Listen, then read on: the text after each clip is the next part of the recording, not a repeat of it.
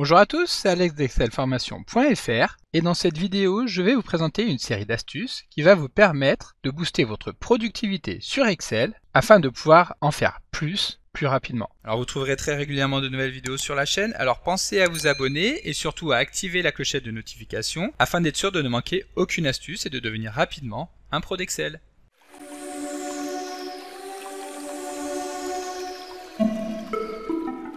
Donc pour commencer, voyons la première astuce. Dans cette astuce, je vais vous montrer comment automatiser le calcul de vos profits en un seul geste afin de gagner un temps précieux sur Excel. Et pour illustrer cette astuce, nous allons utiliser le tableau que nous avons actuellement à l'écran dans lequel nous retrouvons les données de vente, de coûts et de profits d'un certain nombre de machines qui appartiennent à une entreprise. Et pour effectuer cette opération sans devoir saisir manuellement une formule pour chaque ligne, nous allons pouvoir utiliser une astuce très simple d'Excel. Tout d'abord, nous allons sélectionner l'ensemble des cellules du tableau correspondant aux colonnes vente, coûts et profits, donc ici les cellules B5 jusqu'à D14. Une fois que nous avons sélectionné ces cellules, il ne reste plus qu'à appuyer sur les touches Alt et Égal pour qu'Excel nous calcule automatiquement le profit de chacune des machines en effectuant une addition de la colonne vente et de la colonne coût. Ici, étant donné que les coûts sont en négatif, cette addition nous permet effectivement d'obtenir ce qui nous reste une fois que les coûts ont été déduits des ventes. Ensuite, pour obtenir le montant total de chacune des colonnes, nous allons tout simplement étendre la sélection en ajoutant une ligne à l'intérieur de celle-ci en appuyant sur les touches majuscules et flèche du bas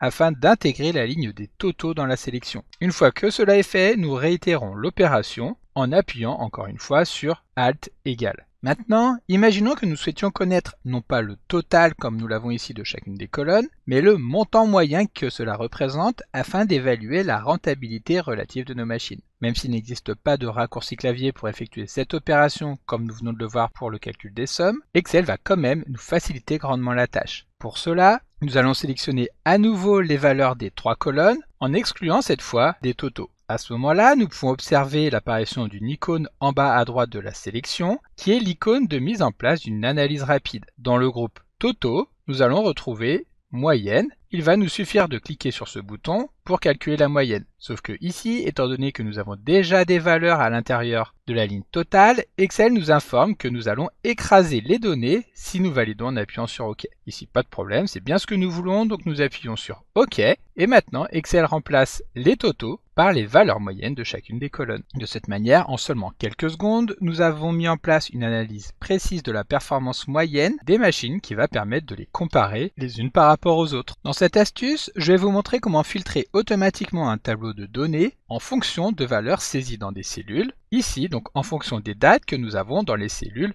E4 et F4. Et pour effectuer cette opération, nous allons devoir créer une petite macro commande en VBA en appuyant sur les touches Alt et F11 afin de lancer l'éditeur de code VBA. Ici, nous allons insérer un nouveau module sur le classeur en nous rendant dans le menu Insertion et nous allons pouvoir créer notre macro en utilisant le mot-clé Sub suivi du nom que nous voulons donner à la macro. Ici, nous allons l'appeler filtrer date. Ensuite, nous appuyons sur Entrée. Excel insère la ligne EndSub qui va marquer la fin de notre macro. Et maintenant, tout ce que nous allons saisir entre ces deux lignes sera exécuté automatiquement à chaque fois que nous appellerons la macro filtrer date. Ensuite, donc, nous allons pouvoir mettre en place le tri en partant de la cellule A4 qui est la première cellule de notre tableau. Ici, nous allons l'appeler tout simplement avec l'instruction range. Puis pour étendre le champ d'action de la ligne, nous allons utiliser la propriété current region qui va permettre de détecter toutes les cellules remplies autour d'A4. Donc nous appelons current region et nous appuyons sur tabulation.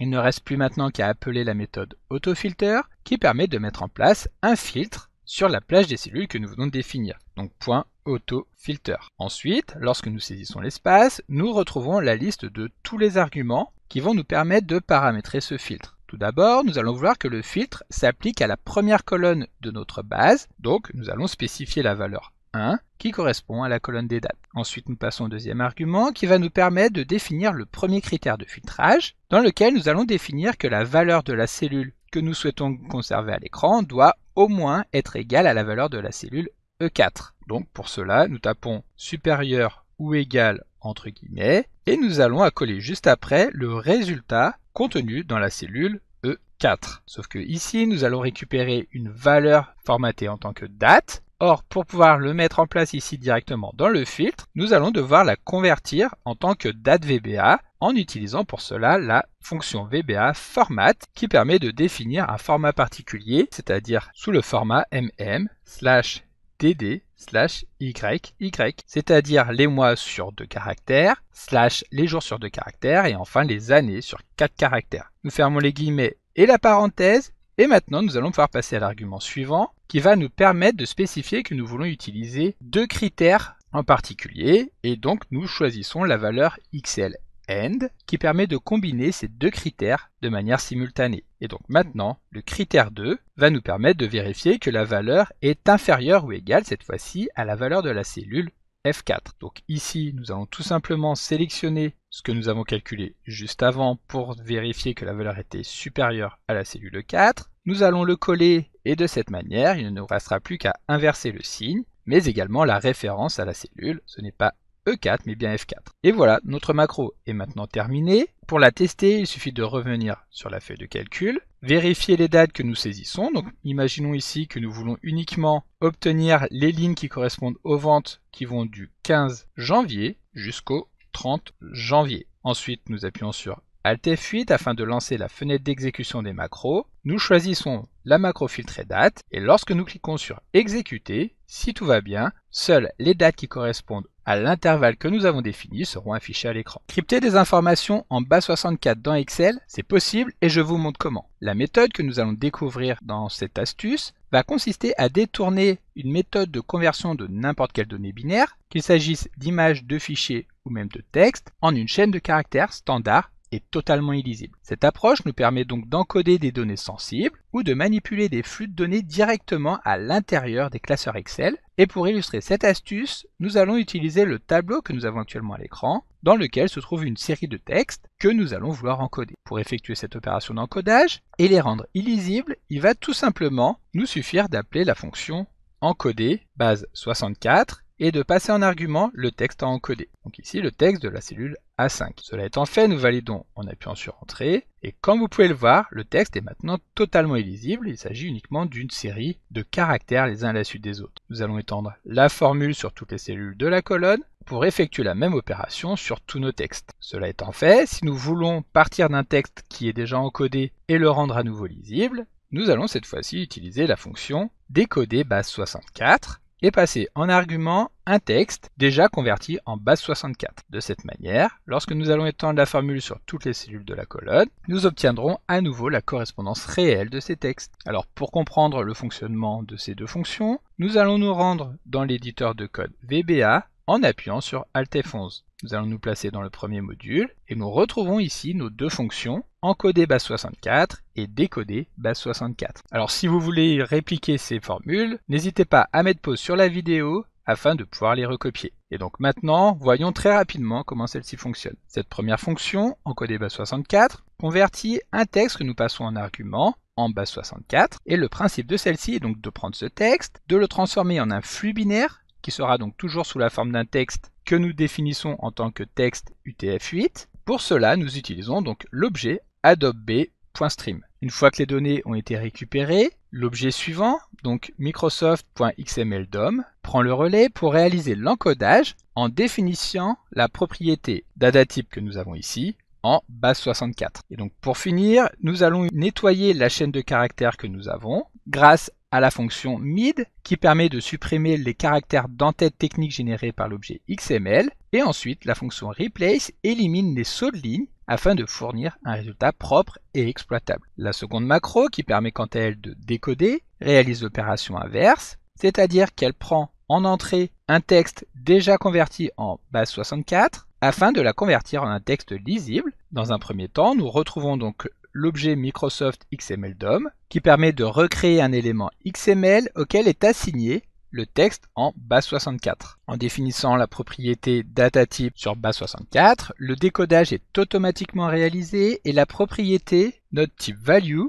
récupère les données binaires d'origine. Ensuite, ces données binaires sont transmises à l'objet adotb.steam afin de lui permettre d'ouvrir un flux en mode binaire, d'y écrire les données, de repositionner le curseur au début, puis de changer le mode pour passer en mode texte avec un encodage en UTF-8, ce qui va lui permettre de lire et de restituer le texte original en tant que résultat de la fonction décoder base64. Et si je vous disais qu'il est possible de maîtriser Excel en comprenant simplement quelques symboles clés? Découvrons les opérateurs, ces petits caractères qui font toute la différence et permettent de gagner du temps dans la création de vos classeurs Excel. Et pour cela, nous allons explorer 4 types d'opérateurs proposés par Excel qui vont booster votre productivité. Pour commencer, nous allons nous intéresser en particulier sur les opérateurs les plus classiques. Il s'agit des opérateurs arithmétiques. Ces symboles familiers comme le plus, le moins, l'astérisque et la barre oblique sont la base de tous nos calculs, mais nous verrons qu'il existe également d'autres opérateurs arithmétiques un petit peu moins connus. Et donc, pour illustrer leur utilisation, nous disposons d'un tableau et nous allons effectuer une série de calculs simples. Pour commencer, nous allons effectuer une simple addition qui va consister à reprendre le résultat de la cellule B5 auquel nous allons ajouter la valeur de la cellule C5. Pour cela, nous utilisons donc le symbole plus. Lorsque nous validons, nous voyons bien que le résultat de ces deux cellules est égal à 35. Pour la soustraction, c'est toujours pareil. Nous prenons une première valeur, nous saisissons le symbole moins et la deuxième valeur afin d'obtenir la différence entre ces deux cellules. En suivant le même raisonnement, nous allons pouvoir calculer la multiplication de deux valeurs, mais également l'addition en utilisant la barre oblique pour obtenir le résultat souhaité. Donc jusque-là, rien de compliqué, nous avons vu les opérateurs les plus simples et les plus connus. Ensuite, donc si nous avons un pourcentage, le calcul est exactement le même, à savoir qu'il va suffire de multiplier la valeur par le pourcentage pour obtenir donc le résultat, c'est-à-dire que 15% de 200 sont bien égales à 30. Maintenant, l'opérateur exponentiel sera particulièrement utile pour les calculs scientifiques, étant donné que celui-ci va permettre d'élever un nombre à une puissance donnée. Par exemple ici, si nous voulons obtenir la valeur de 2 puissance 3,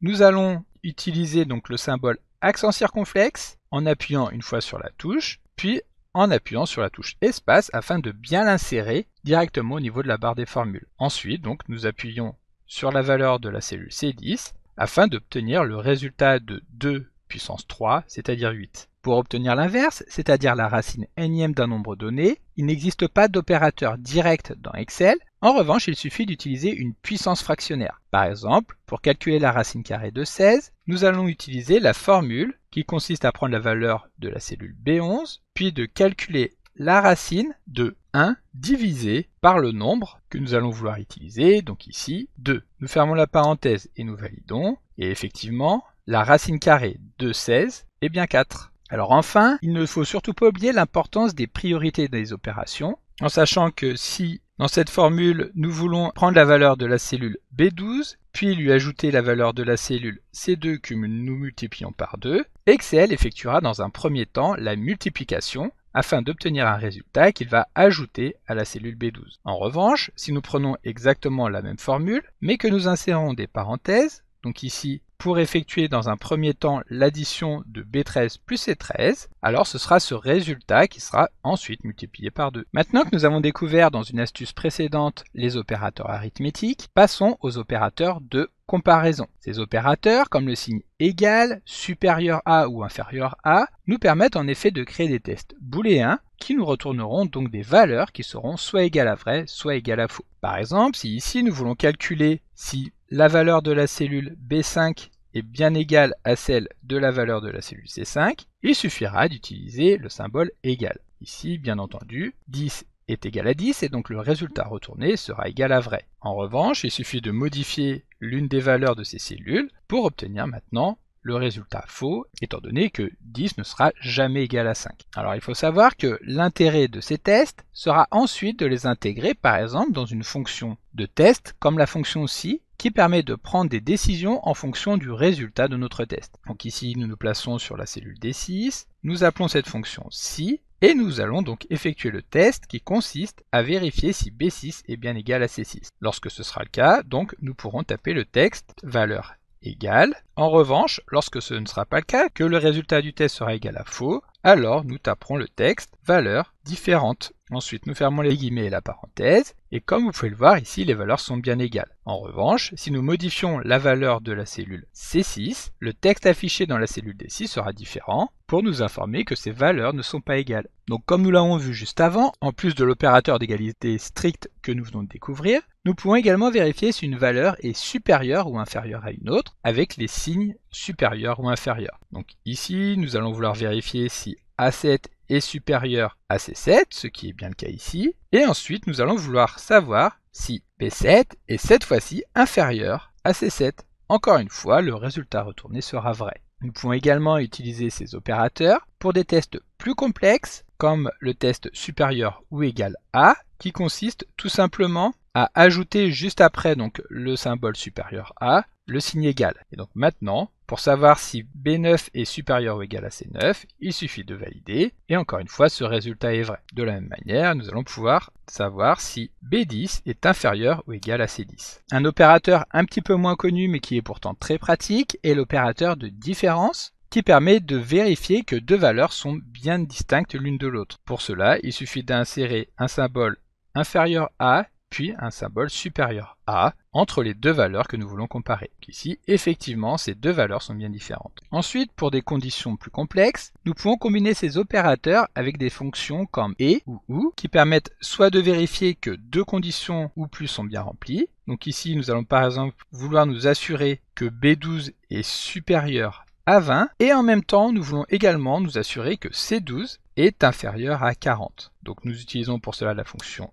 et, qui permet donc de valider que les deux conditions sont bien remplies. De la même manière, si nous voulons vérifier cette fois-ci que au moins une des conditions est remplie, dans ce cas, nous pouvons utiliser la fonction OU, qui nous retournera ici encore la valeur vraie. Et donc pour finir, sachez qu'il est également possible d'imbriquer des tests les uns dans les autres en utilisant plusieurs fonctions si. Ici, nous allons par exemple vouloir regarder si la valeur de la cellule B13 est supérieure à celle de la cellule C13, dans quel cas nous afficherons le texte A est plus grand. Dans le cas contraire, c'est-à-dire que B14 n'est pas supérieur à C14, dans ce cas nous allons vouloir vérifier s'il est plus petit. Donc si B14 est plus petit que C14, dans quel cas nous afficherons le texte B est plus grand. Enfin, si ce test n'est pas concluant non plus, c'est-à-dire que A n'est pas plus grand que B, et que B n'est pas non plus grand que A, dans ce cas, les deux valeurs sont égales. Nous fermons la parenthèse des deux fonctions, et nous validons en appuyant sur Entrée. Ici, comme vous pouvez le constater, effectivement,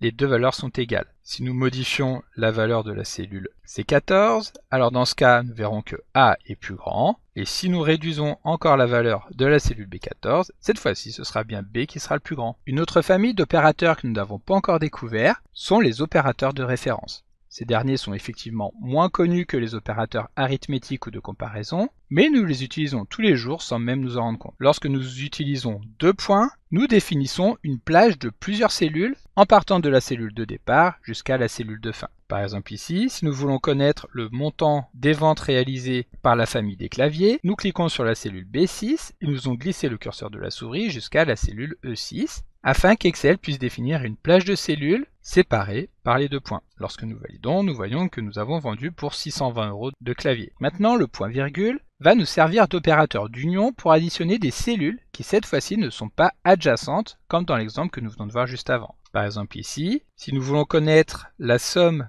des ventes réalisées par les souris du premier trimestre et du troisième trimestre, nous allons devoir séparer ces deux cellules par des points-virgules. Ensuite, nous fermons la parenthèse et nous validons pour obtenir le montant des ventes qui correspond. Beaucoup moins connu, l'opérateur d'intersection est lui représenté par une simple espace entre deux références. Par exemple, imaginons que nous souhaitions connaître le montant des ventes réalisées par la famille des écrans au cours du troisième trimestre. Nous pouvons soit cliquer sur la cellule qui se trouve entre les deux, soit utiliser une espace. Ensuite, nous fermons la parenthèse et nous validons. Et effectivement, nous voyons qu'il y a 194 000 € d'écran vendus au cours du troisième trimestre. Alors bien sûr, l'intérêt sera surtout utile lorsque nous aurons des formules beaucoup plus élaborées. Et donc pour finir, un opérateur que seuls les pros connaissent est l'opérateur de découpage. Il s'agit d'un outil magique qui permet d'optimiser nos plages de cellules en les nettoyant des lignes et des colonnes vides situées au bord d'une plage. Par exemple ici, imaginons que nous voulions récupérer les valeurs de notre tableau tout en pouvant tenir compte du fait que le tableau puisse évoluer. Pour cela, donc, nous tapons le symbole égal,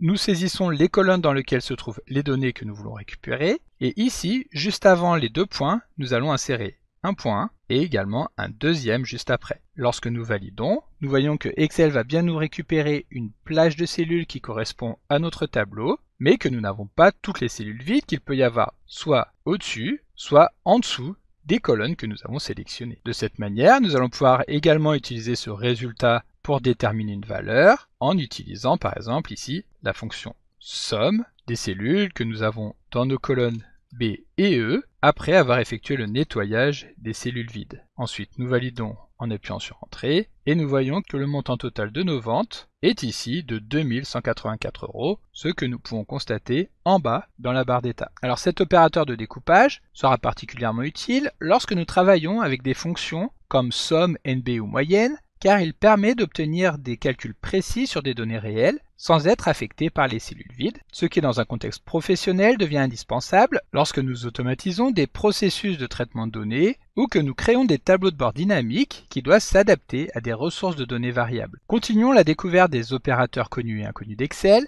avec, pour finir, l'opérateur de concaténation représenté par l'esperluette. Cet opérateur permet en effet de combiner des chaînes de texte en une seule. Pour l'utiliser, c'est très simple. Il suffit donc de taper le symbole égal, de sélectionner la première valeur, puis de saisir l'esperluette, et enfin la deuxième valeur pour les accoler les unes à la suite des autres. Si nous souhaitons ajouter une espace entre les deux, il va suffire d'utiliser une esperluette supplémentaire. Donc ici, nous saisissons la première valeur, l'esperluette, et entre guillemets, nous pouvons saisir l'espace à insérer entre les deux valeurs, puis aller chercher la dernière valeur et valider. Cette technique est donc très simple à utiliser, mais elle est très puissante pour construire des chaînes de caractères complexes, et si nous souhaitons aller un cran plus loin, nous pouvons également y ajouter une chaîne de caractères entre guillemets. Ici donc nous allons reprendre la chaîne que nous avons juste au-dessus en appuyant sur CTRL B pour qu'Excel accole les valeurs les unes à la suite des autres. Et à la suite donc nous allons ajouter un nouveau texte en insérant l'esperluette et donc bon ici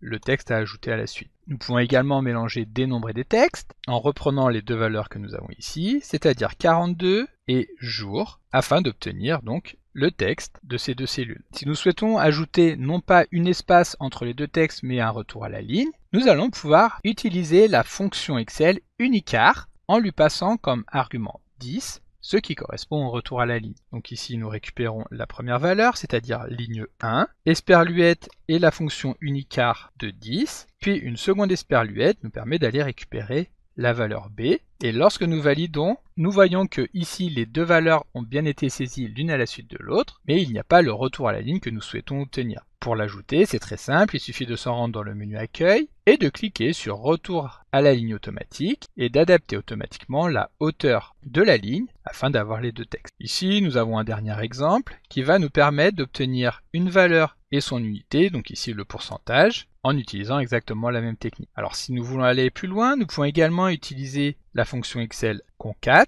qui permet d'obtenir exactement le même résultat en passant en argument les différentes valeurs que nous voulons ajouter les unes à la suite des autres. Donc ici, comme tout à l'heure, nous avons les deux textes qui sont accolés directement, et pour obtenir une espace entre les deux, nous venons l'insérer en tant qu'argument intermédiaire. Il existe également la fonction concaténer, qui est la fonction qui permettait donc d'accoler les chaînes les unes à la suite des autres, mais qui a été remplacée par la fonction concat, qui reste toujours disponible pour que les anciens classeurs puissent être lus correctement sur les nouvelles versions d'Excel. Donc celle-ci fonctionne exactement de la même manière. Nous passons en argument les différents textes que nous voulons accoler les uns à la suite des autres, et nous validons tout simplement. Enfin, la fonction joindre.texte est encore plus puissante, car elle permet d'insérer un séparateur directement entre chaque élément. Nous appelons cette fonction joindre.texte. Nous commençons par saisir le caractère que nous voulons utiliser. Donc par exemple ici, espace-espace. Ensuite, donc, nous définissons que nous voulons ignorer les cellules vides. Ici, il n'y en a pas, mais cela peut être utile dans certains cas. Et enfin, donc, nous venons saisir les différentes valeurs à concaténer.